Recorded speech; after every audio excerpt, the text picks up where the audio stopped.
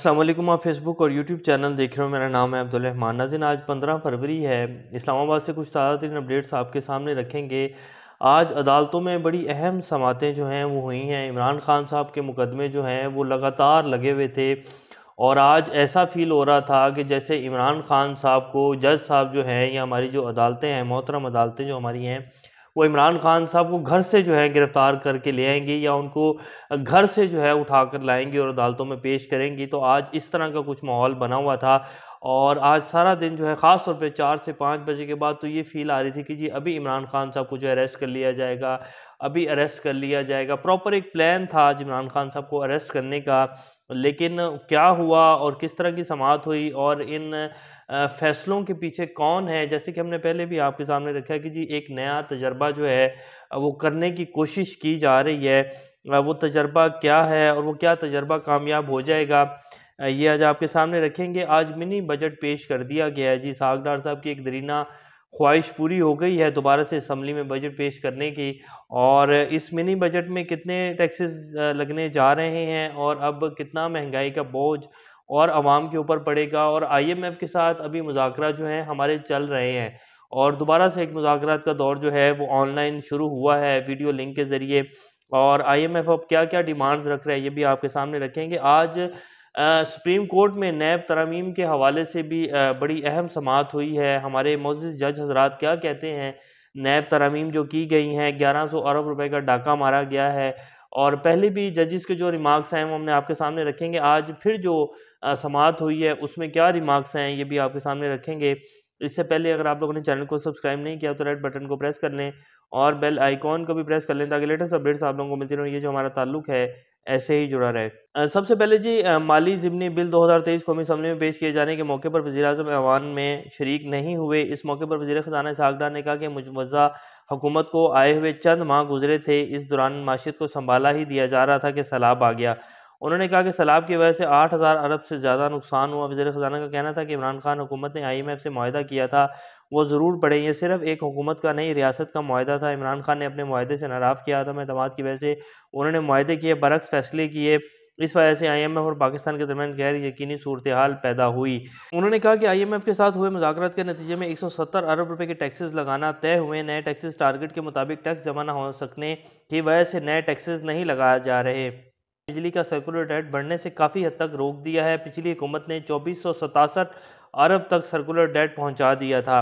और मुख्तलिफ एशिया पर GST की जो शरह है वो 17 से 18% बढ़ा दी गई है और 25% तक जो है वो टैक्स लेके जाएंगे। टैक्स की शरह 17% से फिर 25% तक अभी आगे मज़ीद बढ़ाई जाएगी। और एक बहुत बड़ा महंगाई का तूफ़ान जो कि ऑलरेडी भी चल रहा है और अब एक इससे भी बड़ा महंगाई का तूफ़ान जो है वो आने वाले दिनों में आएगा। इस मिनी बजट के बाद डीज़ल की प्राइसेस में जो है उसकी लेवी बढ़ाई जा रही है 10 रुपये। और पेट्रोल की भी जो है सुनने में आ रहा है खबरें कि जी पेट्रोल भी अभी मज़ीद बढ़ेगा और 300 रुपये तक जो है वो पेट्रोल जाएगा। और ये जी इसहाक डार साहब की कारकर्दगी है।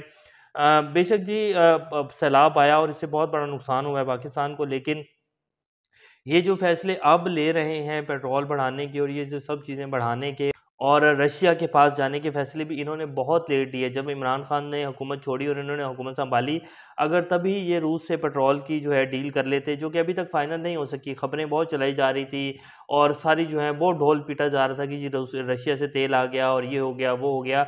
अभी भी उसका कोई बात फ़ाइनलाइज़ हो गई है, लेकिन अभी तक जो है वो तेल कब आएगा, कब पाकिस्तान को मिलेगा, वो एक बड़ी दूर की बातें हैं। और उसके ऊपर जो उनके वज़ीर ख़ारिजा हैं सरगेई लारोव, वो ये कह भी चुके हैं कि अमेरिका जो है वो इसमें लाज़मी हर्डल्स क्रिएट करेगा।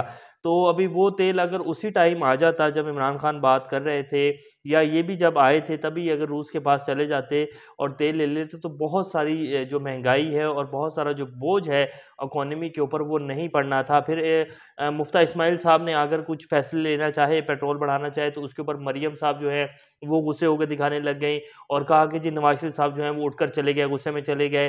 क्योंकि उनको मुफ्ता इस्माइल साहब पसंद नहीं थे और वो सिर्फ़ इस वजह से क्योंकि उनकी पर्ची जो है वो जनरल बाजवा साहब ने दी थी और वो इसहाक डार साहब को वज़ीर ख़ज़ाना लगाना चाहते थे। बाकी ऐसा कोई मसला नहीं था कि वो पेट्रोल की वजह से कोई नाराज़गी थी या मुफ्ता साहब कोई सही जो है वो वज़ारत ख़ज़ाना चला नहीं रहे थे। असल मसला जो था वो इसहाक डार साहब को लगाना था, तो इसलिए ये सारे जो है ड्रामे किए जा रहे थे। फिर इसहाक डार साहब आए तो उन्होंने कहा कि जी मैं 25 साल से IMF को डील कर रहा हूँ, मैं देख लूँगा IMF को, कोई मसला ही नहीं है और ये इनकी ऐसी की तैसी। और अब फिर जो है वो नाक से लकीरें भी निकाल रहे हैं और जो है उनको अपना माई-बाप माना हुआ और कह रहे हैं कि जी अब हम आपके सामने कंप्लीटली लेट चुके हैं। आप हमें जो कहेंगे जिस तरह चाहेंगे हम आपकी बात मानने को तैयार हैं, लेकिन हमें 1 अरब कोई 10 करोड़ डॉलर की जो किस्त है वो हमारी दें ताकि हम अपने थोड़ा-सा अपनी कोई इज़्ज़त बचा सकें। तो ये जी अब हर तरह की शर्तें उनकी मानी जा रही हैं और टैक्सेस के ऊपर टैक्सेस जो हैं वो लगाए जाएँगे और मज़ीद महँगाई का तूफ़ान जो है वो आएगा। अब आ जाते हैं जी इमरान खान की आज इंसदाद दहशतगर्दी की अदालत में जो जज साहब थे ना वो कहते हैं कि जी आज अगर इमरान खान साहब पेश ना हुए ना तो उनकी जो है वो खारिज कर दी जाएगी, उनकी ज़मानत जो है। उन्होंने पिछली पेशी पर भी कहा था वैसे।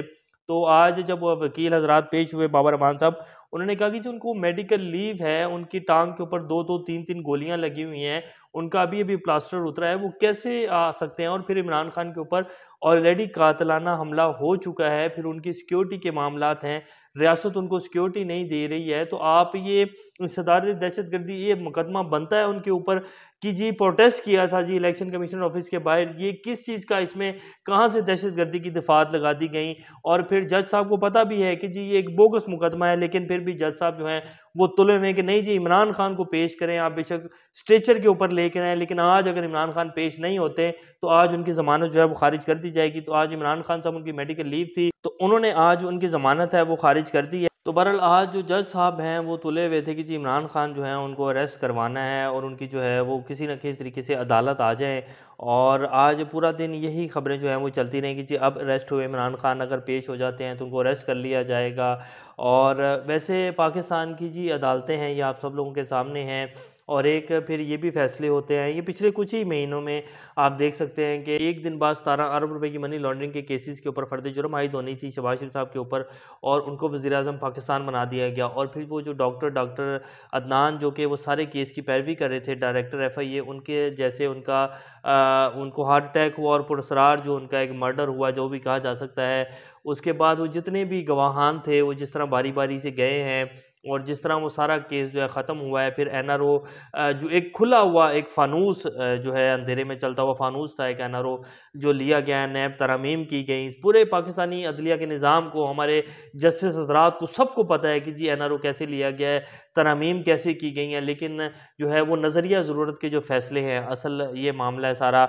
और यही शहबाज शरीफ साहब हैं जिनके दामाद बाहर ही थे और उनको ज़मानत मिल गई और सलमान शहबाज साहब की भी बाहर से ही बैठे ज़मानत हो जाती है। और इमरान खान है तो उसके ऊपर जो है एक झूठा मुकदमा, बेबुनियाद मुकदमा बनवा कर, और हालाँकि उसके ऊपर ऑलरेडी कातिलाना हमला हो चुका है, फिर भी जज साहब कह रहे हैं कि नहीं जी उनको स्ट्रेचर पे डाल के ले आएँ लेकिन मेरे सामने पेश कर दें।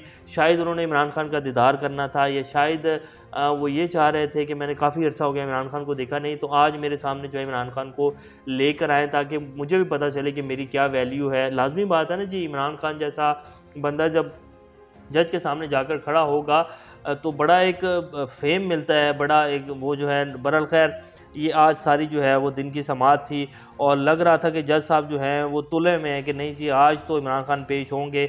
और हज़ारों मुकदमे हैं जो आपके सामने हैं, चल रहे हैं पाकिस्तान में। अरशद शरीफ का मुकदमा देख लें तो बहरहाल पता नहीं क्या है जी। और वो जो नया तजर्बा है वो किया जा रहा है और लगता यही है कि अब जो है इस तजर्बे से एक नए तजर्बे में पाकिस्तान को डाला जाएगा। और पहले वाला जो तजर्बा था शायद उससे अभी सबक नहीं मिला है या शायद अभी भी जो है वो अपनी जो पावर है और अपनी जो ताकत का नशा है, जो खून लगा हुआ है मुँह को, वो नहीं छोड़ा जा रहा। और ये इस वजह से जो है इस तरह के तजर्बात जो हैं वो आए दिन जो है वो करने की कोशिश की जा रही है। और निज़ाम जो है वो अपनी भरपूर मज़ामत जो है पेश कर रहा है, लेकिन ये निज़ाम मर चुका है, ये गला सड़ा निज़ाम है, ये बदबूदार निज़ाम बन चुका है, ये अपनी मौत आप मर चुका है। अब इसमें जितनी भी जान डालने की कोशिश की जाएगी इससे सिर्फ मुल्क में तबाही आएगी और कुछ भी नहीं होगा। अब आवाम अपनी मर्ज़ी के फ़ैसले करेगी और आवाम जो चाहेगी वही निज़ाम इस मुल्क में चलेगा। अब बाकी जो है अदारों की और इस निज़ाम को चलाने वाले और इशराफिया की मर्ज़ी है कि क्या वो ये जो मुँह को खून लगा हुआ है इसको ऐसे ही छोड़ेंगे या फिर जब छोड़ेंगे जब उनको अपनी मौत नज़र आएगी। बहरहाल जा पाकिस्तान अब उसी तरफ ही रहा है। तो ये जी आज सारे दिन की समाअत थी। इमरान खान साहब ने आज खिताब भी किया है और उन्होंने कहा कि जब हम जेल भरो तहरीक जो है वो शुरू करने जा रहे हैं, हम कोई भी काम जो है वो आइन के ख़िलाफ़ जाकर नहीं करेंगे। ये हुकूमत जो है ये इलेक्शन नहीं करवाना चाहते हैं और ये कभी भी इलेक्शन की तरफ नहीं जाएंगे। ये 90 दिन का जो टाइम है ये सिर्फ इसको गेन कर रहे हैं, ये इलेक्शन से भाग रहे हैं और हम जो है अब जेल भरो तहरीक का ऐलान करने जा रहे हैं। मैं ऐलान करूँगा और हम जो है जेल भरेंगे और हम हर काम जो है वो आइन के मुताबिक करेंगे। बाकी उन्होंने फिर जो आज ये बजट पेश किया जा रहा है और जिस तरह इन्होंने पिछले 10 माह में मुल्क की तबाही फेरी है, इसके ऊपर एक उन्होंने ब्रीफली डिस्कशन की और फिर उन्होंने ये भी साथ कहा कि क्या ये सिर्फ कुछ परसेंट लोगों का, कुछ 10% भी बहुत ज़्यादा मैं कह रहा हूँ, कुछ 1% लोग होंगे जो पूरी अशराफिया है जिसने पाकिस्तान के ऊपर कब्ज़ा किया हुआ है, क्या ये सिर्फ उसी का मुल्क है या 22 करोड़ लोगों का मुल्क है जो इन लोगों के ऊपर 22 करोड़ लोगों के ऊपर फैसले मुसल्लत किए जा रहे हैं। तो ये इनका मुल्क है, 22 करोड़ अवाम का मुल्क है, ना कि इस 1% अशराफिया का जो इस मुल्क पर काबिज़ होकर बैठी हुई है। तो आप ऐसा मत करें, मुल्क को जो है मज़ीद तबाही की तरफ मत धकेलें।